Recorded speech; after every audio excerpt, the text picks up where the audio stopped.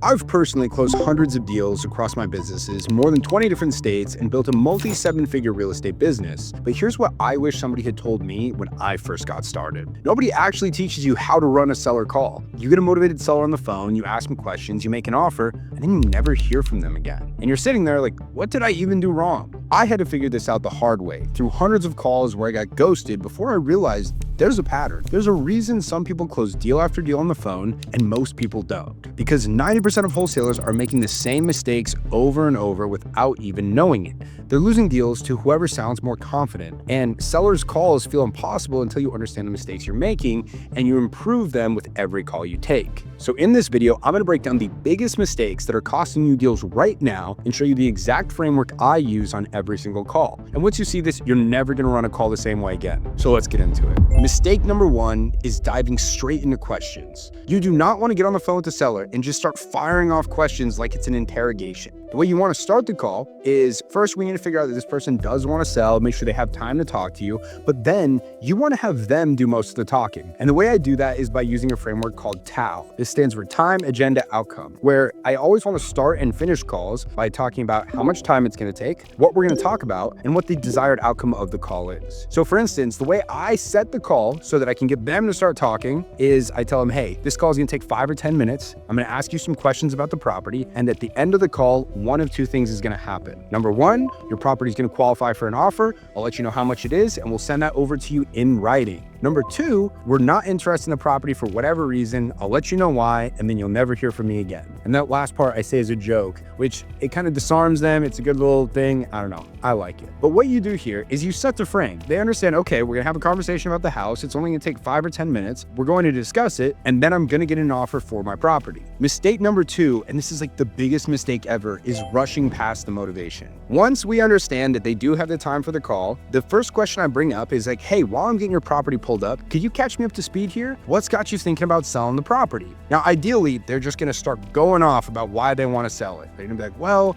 my mother died. She passed this property on to me, but I haven't been able to take care of it. It's too much house for me. Stuff is adding up. I'm having trouble paying for it, whatever it may be. Hopefully, they'll just start talking to you about why they want to sell. And at that point, it's your job just to keep them to keep talking. Now, most people already know this. You understand, yes, we want to hear about the seller's motivation. But Tyson, what happens when I ask them why they're interested in selling? And they just said, well, you called me. I just wanted to get an offer. I don't know. You said that you'd be interested in buying it. So that's why we're having this conversation. The difference between a novice wholesaler and a master wholesaler is being able to step aside that and ask the question of basically, why do you want to sell, in a few different ways that'll actually get them talking about it. Recently, I have found the best method for doing this is just to start to talk about the occupancy of the property. So if I say, hey, while I'm getting your property pulled up, can you catch me up to speed? What's got you thinking about selling? And they say, well, Tyson, you called me, make an offer. I'll just start to talk about the occupancy. I'll say, oh yeah, totally understand. Are you currently living in the property? Now this is going to open up to where it's either, no, I have tenants in the property. Then I can go down that vein of, okay, tell me about the tenants. How long have they been there? Are they paying month to month? Are they on a lease? Do they pay on time? Do you think they're taking care of the property? Why not just keep the property and keep renting it out and making money, right? Questions like that are going to figure out, okay, well, what's the problem with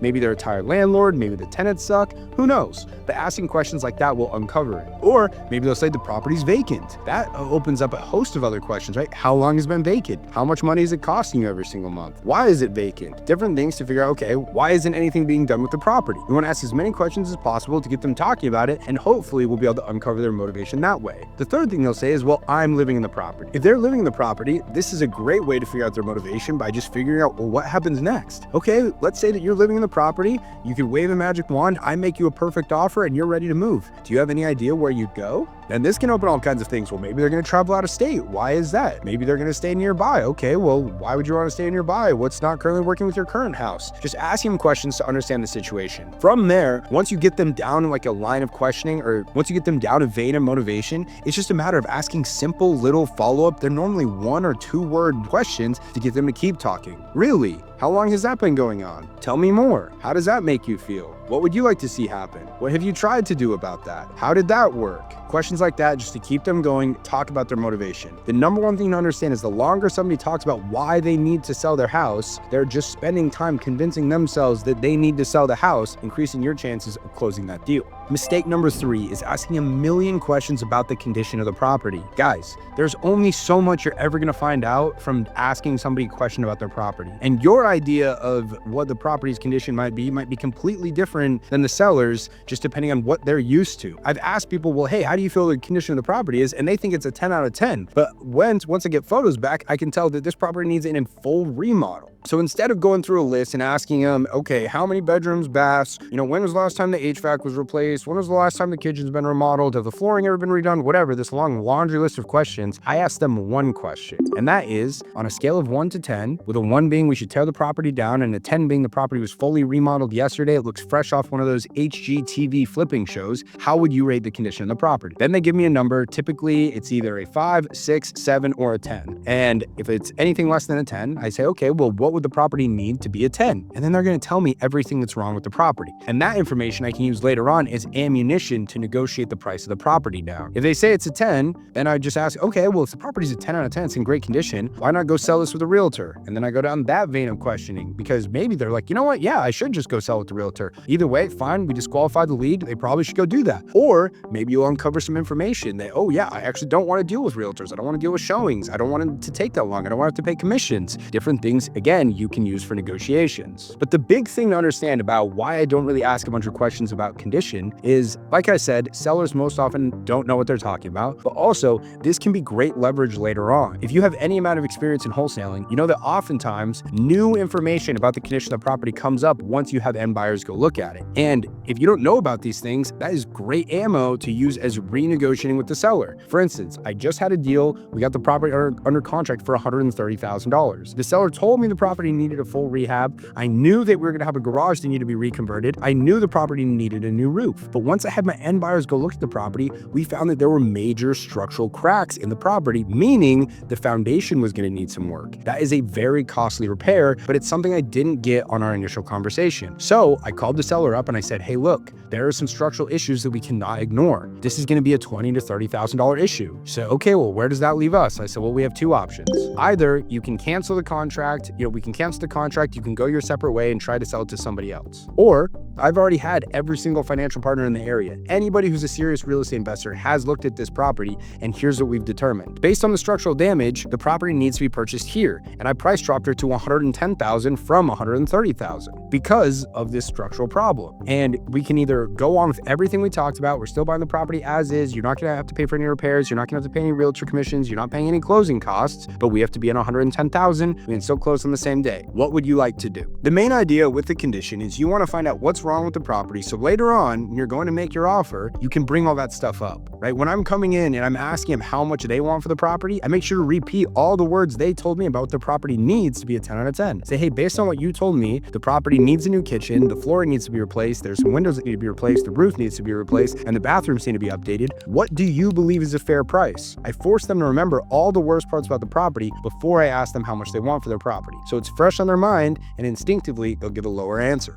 Mistake number 4 is skipping the timeline. You need to figure out when this owner wants the property sold, and they need to understand that the day the property is sold is the day they get paid. So the way I ask this, I say, hey, one thing people love about working with me is we're extremely flexible with our closing timelines. Typically, we look to close in 30 days. However, other people want more time, some people want less. What kind of timeline is going to work best for you and your family? The idea here is twofold. Number one, we need to figure out when they want to close so we know when to set the close of escrow date on the contract, but also this can give us an idea of their motivation. If they say, oh, I want to sell as soon as possible, okay, we know that there's probably a reason why they're super motivated to get the property sold. Also, another thing I love about that line, one thing people love about working with me is we're like Leonardo DiCaprio in Inception, planting ideas in their brain that people love working with us. It's a little thing, it's subliminal, but one thing people love about working with me, they're like, oh, people love to work with this person because of this super valuable thing that other people might not have. Okay, maybe I should work with them too. It's a little thing that can help go a long way. Mistake number 5 is asking the wrong questions about price. As I mentioned earlier, you want to be able to bring up all the things that are wrong about the property before you ask them how much they want to sell it for. But a huge mistake I see is people will mention all the benefits of their company before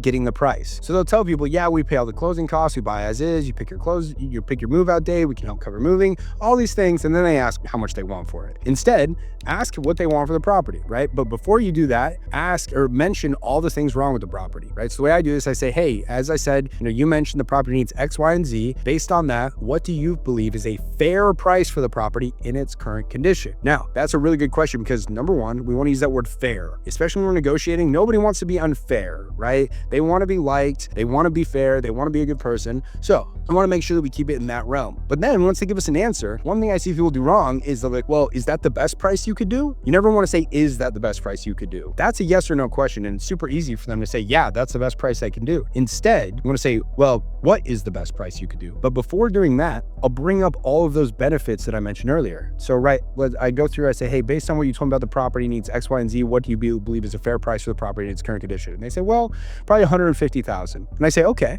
well, if we were to pay all the closing costs, we bought the property as is, so you wouldn't have to worry about making any of those repairs. There were no realtor commissions or sales commissions whatsoever. What is the best price you could do? Now, again, we bring up all the benefits so we can get them to subconsciously, right, to drop the price, and they can rationalize it by, oh, hey, I'm saving money over here. But we also say, what is the best price? Because that's not a yes or no answer. It forces them to say a new number. And that question alone has helped make me, I'm not even kidding, millions of dollars. Mistake number 6 is making the offer without getting a commitment. So you spent all this time on the phone with the seller. You figured out why they want to sell. You know the condition of the property. You know their timeline. You have their asking price. You let them know, okay, hey, I'm going to run my numbers. I'll give you a call back. You're making a crucial mistake. Before you go to make an offer, you need to make sure that this person is actually ready to move forward. Because once you've made your offer, your chips are on the table, right? That's an offer they can use to leverage against other investors they might be talking to, or who knows. So what I like to do is before I make the offer, I ask them, I say, okay, hey, look, if we're able to get that number that you're looking for, is there anything else you'd have to think about before deciding to move forward? And I'm looking at them and say, no, I'd be ready. And I'd say, okay, so if we can get to that number, it's something you're ready to move forward and sign an offer? And I want them to say, yes, I'd be ready. Because now I know they're ready for me to make the offer. Again,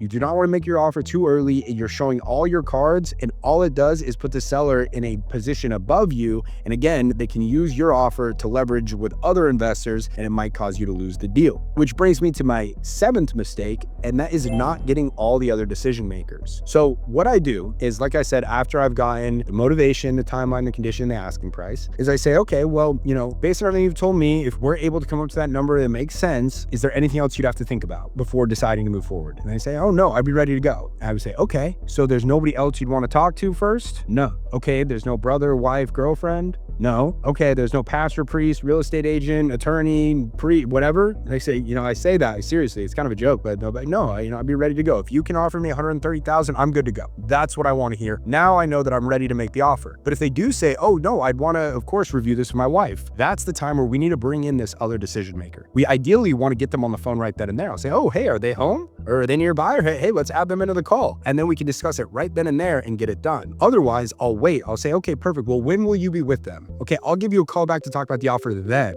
And how about you go talk to them, mention that, hey, we're looking at this, we have somebody serious about buying the property, and see if there's any concerns that they have. That way, when I go to make the offer, I know that everybody's present and we can get a deal done right then and there. Mistake number 8, talking after you've made the offer. Once you have all the decision makers, you know that this person's ready to move forward if you can get to that number. And also, even if you can't get to the number, even if they're asking $200,000 and your MAO is like $100,000, you still need to get that commitment and go and make the offer. I've seen deals close with a lot bigger gaps than $100K between the asking price and your offer price. Okay, you always need to make the offer. But once it comes time to make the offer, you've covered your bases, you have the decision makers, you've gotten the commitment, you need to tell the offer and then shut up. Okay, so hey, look, great news, property qualified for an offer. Again, this is for us to purchase the property as is. We're covering the closing costs. There's no realtor or sales commissions. Our approved offer to purchase your property is $125,430. And then you be quiet. And more often than not, there's going to be a long period of silence between you talking and the seller talking. And it's just like Jordan Belfort says in The Wolf of Wall Street.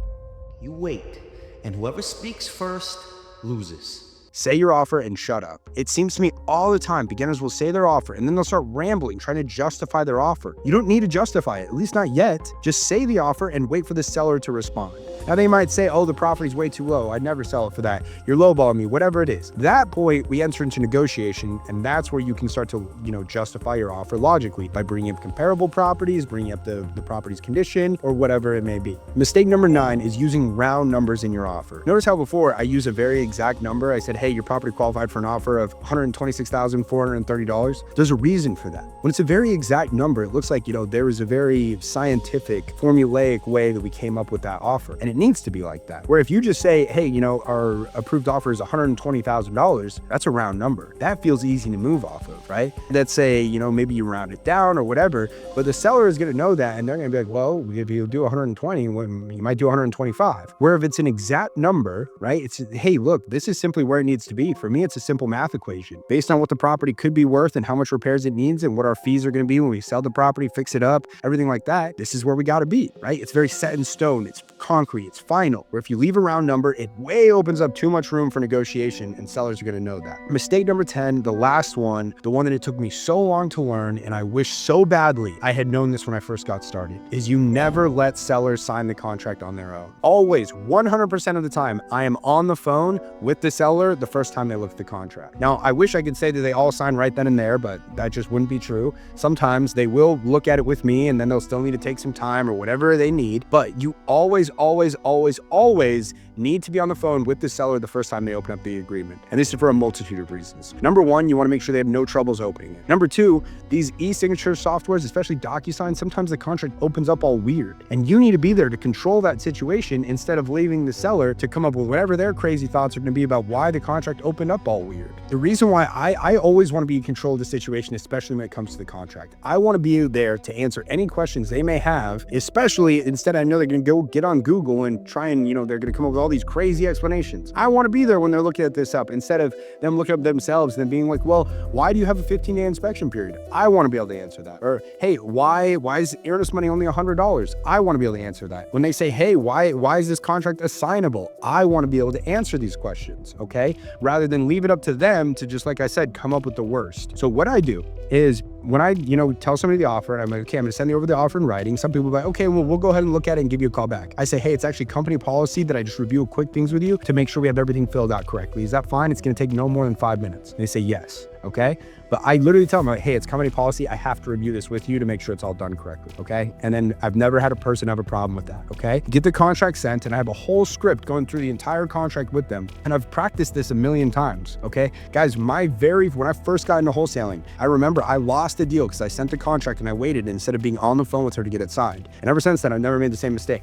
But I go through and I tell them, okay, you're getting in an email. It's going to say this in the subject line. When you click it, you're going to click this black button that says review document. That's going to open it up. When you open it up, it says purchase agreement escrow instructions at the top. Will you let me know? Okay. Then I want you to go look at this line. Make sure that that's correct. Look at this line. Make sure that this, right here's the most important. There's the price. That's what we agreed on, right? And I go through it line by line. And as I'm doing it, right, I go through, I'm like, hey, do you understand everything on this page? Is there anything that doesn't make sense? Okay. Well, hey, why don't you just go check the little box in the bottom left corner saying that, hey, this page all makes sense. Don't worry, that's not you signing. That's just saying that this page is good. And I go through the entire, right? It's 3 pages long. I go through every single page with them. And I say, hey, look, do you want me to read everything out line by line and explain it to you? Do you want me to give you the spark notes? Or would you just like to go ahead and take a look at it, and I'll be here to answer any questions? Now, more often people say, hey, Caden, go through it with me. And I just go through it all. I just say, hey, look, okay, this section is this means this, which is all stuff I cover in my various programs, helping people learn exactly how to go through the contracts so that when you do finally get someone to accept your offer, you're going to sound like a pro and you're going to get the deal closed. However, that is the number one thing, the number one mistake that if you can fix right now, it's do not ever send a contract without you being on the phone with the seller to walk them through it. So those are the mistakes stopping 90% of wholesalers from closing deals on command. And if you fix even 2 or 3 of these,